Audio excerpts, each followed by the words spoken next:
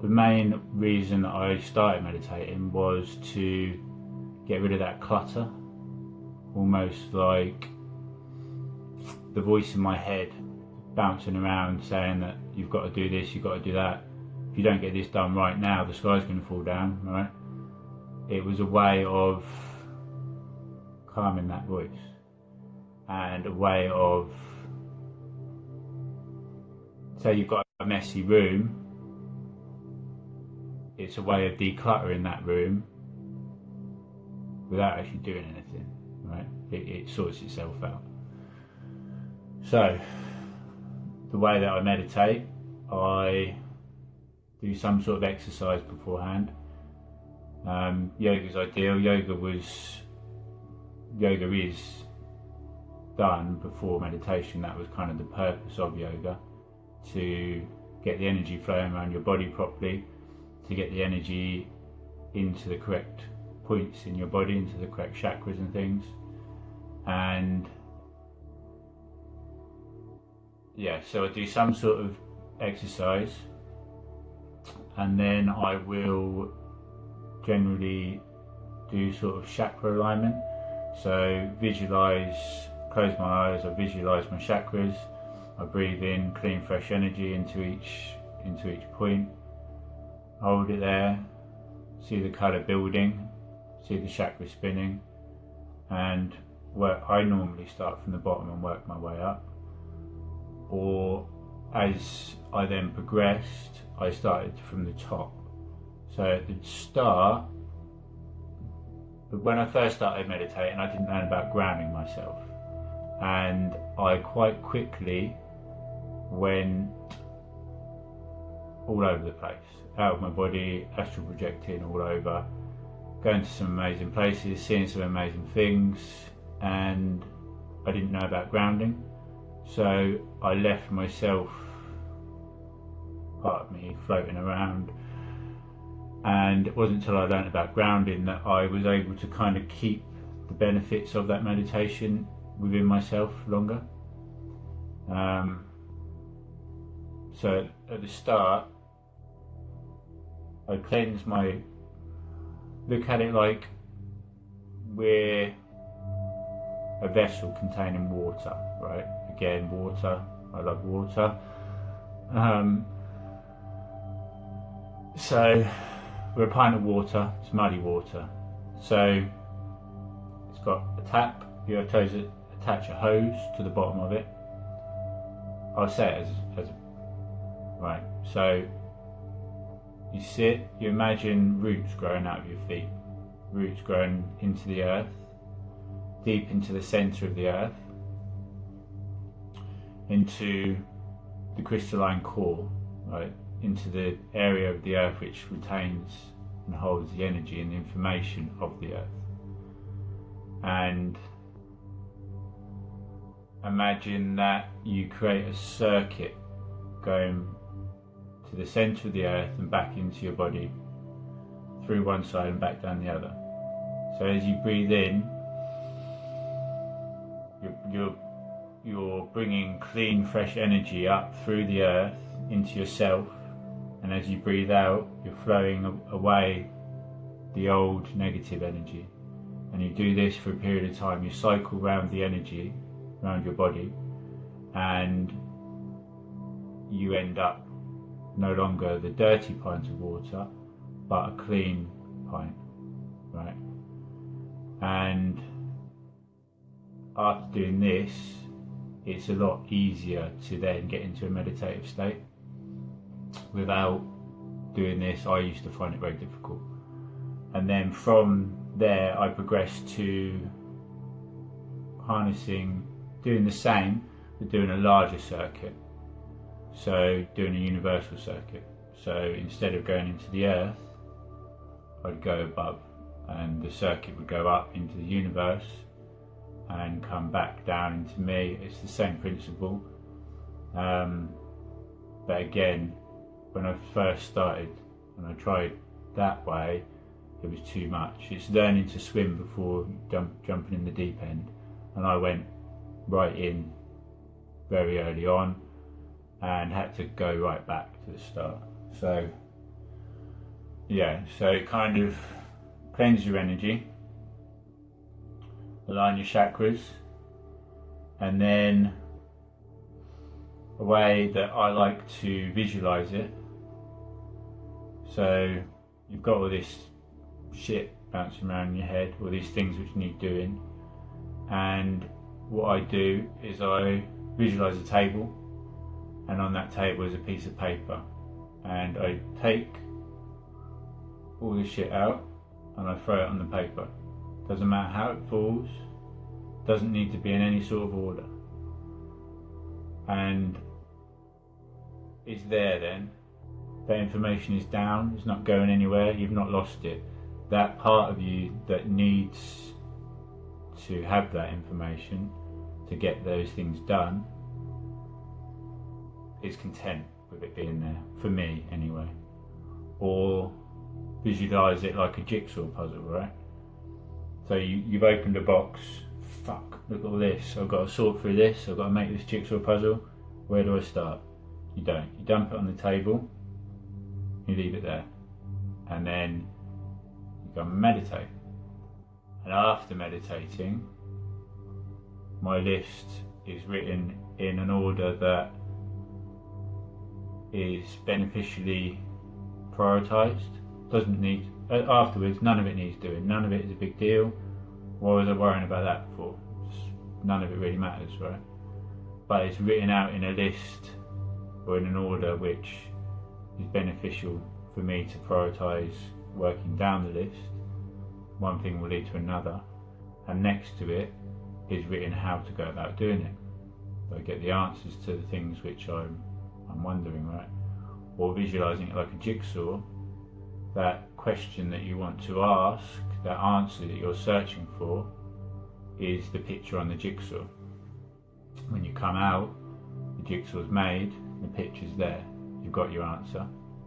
You would work yourself up into a ball trying to sort through the jigsaw yourself, because that part of you, for want of a better word, I call the ego mind, that likes to control, likes to keep busy, likes to do this and that and that and that. I've had tendencies of slight OCD. I developed a few years ago, got to the point where I had to write lists, and I would be up till 2-3 in the morning doing those lists, and until they were done I couldn't relax, and then even when they were done it didn't really matter. I didn't feel any benefit from it, but I had to get them done. But that was better writing them down than it all bouncing around in my head and being all over the place, right? I have anxiety tendencies and depressive tendencies. I don't. I know who I am, but the other part of me does. I haven't done videos on the ego yet, and I haven't done videos on emotions yet, but in basic principles I see them as separate parts. So if I'm a tree, there are separate branches on that tree, and when I do the video I'm going to link it into artwork again and colours, as I always do. So each emotion within us is a separate colour, and the longer we spend in each certain emotion, the longer that we allow. So it's like a ball rolling down a hill or a path through a forest. The path most trodden is the natural path to take, right? So our way of responding to events or people would always be the same unless we mindfully change it. We can't stop it because it becomes stagnant. Energy must flow, water must flow, right? So it's learning to stop that ball rolling down that hill in that divot and directing it down a new path. And the colour of each emotion, so say it's anger, say somebody that gets angry at me, I get angry back. That's my natural response. I'm learning to change that response. The energy must still flow, but by getting angry, if it's red, that's red I'm applying to my brush and I'm painting my canvas with. So that is going to be more red in my painting of life, right? So the longer I spend with red on my brush, the longer my painting is going to be red. And it's just mindfully changing this. So I see the ego as a separate part, and the way that I learned to treat the ego was like a naughty child. And again, I've got videos lined up. I'm going to do a video about the ego. And right, so as a naughty kid at school, I would get put in the cupboard. And when the teacher come out, when the teacher would go out of the classroom, I'd come out the cupboard and I'd cause a ruckus again, right? So there was one teacher who showed me respect, and I showed him respect back. And he'd have me sit at the front of the classroom, and he'd teach me as an adult. He wouldn't talk down to me, he'd talk to me on a level. He'd respect me, right? So I respected him back, and he'd ask me questions, and basically even the bad parts of us, even the parts we don't like, just want to be accepted and loved. And the ego's the same, and it will go through all mannerisms of disguise and trickery to keep control, to keep being fed. The ego feeds off thought. Everything's energy. Thought is the ego's food. So by showing the ego acceptance, by not wanting to get rid of it, it allows it to feel accepted and calm down. So if you've got a child which is naughty and you tell it off, you go, no, do not do that. The child will dig its heels in the ground, kick off, throw a tantrum, and you end up worse off than you were. If your child is being naughty and realises it's being watched, thinks about it itself, not being told you're naughty, thinks about what it's doing, goes, what I'm doing right now actually isn't the right thing to be doing, and I'm being watched, so I best stop. And then when I'm not being watched anymore, I can go and do it again. This is the ego. So you have to mindfully watch the ego for a long period until you come to an agreement with it, basically. But yeah, so to start with, again, this is supposed to be a meditation video. View the ego. When a thought comes in, view the thought, accept the thought, and thank the thought for coming. Thank the thought for being there and helping you to experience that thought, right? So viewing it as a cloud is the easy one that I've heard online before. So the thought comes in, it's just a cloud, you just sit back and watch it go past, right? Again, the naughty child, don't try and stop the child being naughty, don't try and stop that thought. You just watch it and it will realise it's being watched and it will stop. Or depends, there'll be a way that will work for you, right? That you'll get, that will make sense to you. So if you've got a dog, if your dog runs off and you're shouting at it to come back and it's not, if you sat there long enough, your dog would run around, get tired, get bored and come back to you, right? That's the same way of treating the thought. Or if you're a fisherman and you've hooked a big fish, strong fish, you're trying to reel it in, it's fighting, it's too powerful to reel in, it's too powerful a thought to stop, right? You don't stop it. You let out some line, let go of control, and watch the fish swim around, tire itself out. And you wouldn't let the line out, you keep it slightly taut, but anyway, you let go of control and you let the fish wear itself out, and then when it has done so,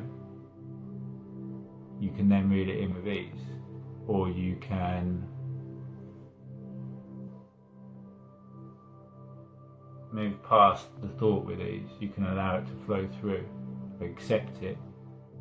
Meditation is acceptance of what is. All we're doing is accepting the now, living in the now, and accepting what is. Not being anxious about the future, not being depressed about the past, not having a pinball going around in our head about all the things we need to do right now. And as I say, it helps me to build my jigsaw, to sort through my lists and come out and see what it is that I need to do.